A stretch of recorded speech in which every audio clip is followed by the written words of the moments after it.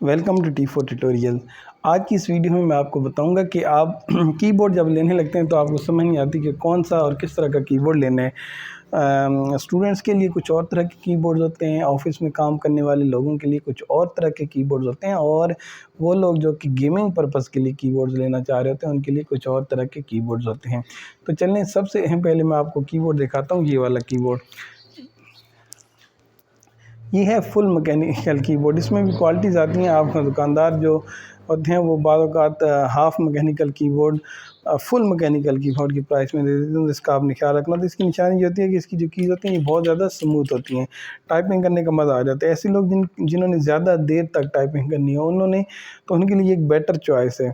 इसकी कीमत बहुत ज़्यादा होती है, बाकी कीबोर्ड्स की निस्बत आप समझ लें कि डबल प्राइस इनकी होती है। प्राइस यहाँ पर मैं मेंशन नहीं कर रहा क्योंकि डिफरेंट प्राइसेस होती हैं, तो जस्ट इन्फॉर्मेशन के लिए बता रहा हूँ कि बाकी कीबोर्ड की निस्बत इसकी डबल प्राइस होती है।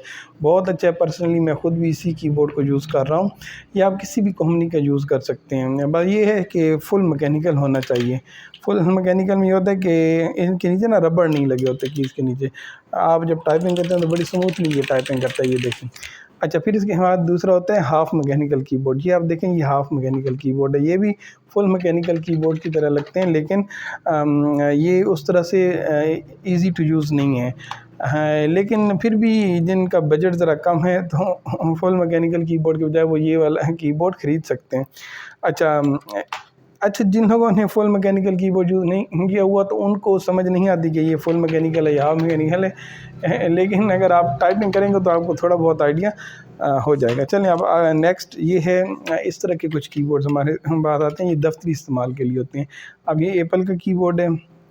इसी तरह और कंपनी में भी ऐसे कीबोर्ड आते हैं जिनकी कीज़ जो हैं वो बहुत ही नरम होती हैं। फिर ये वो लोग जो गेमिंग करना चाहते हैं और कम बजट में कीबोर्ड लेना चाहते हैं उनके लिए इस तरह के कीबोर्ड्स होते हैं। अब इसकी लाइट्स हमने ऑफ़ की हैं, लेकिन जब इसकी अगर आप पावर देंगे इसको तो इसकी लाइट्स भी बिल्कुल इसी तरह ऑन होगी जिस तरह इस कीबोर्ड पे लाइट्स ऑन हो रही हैं। चलें, तो कम बजट वाले गेमिंग के पर्पज़ के लिए ये कीबोर्ड बेहतर है।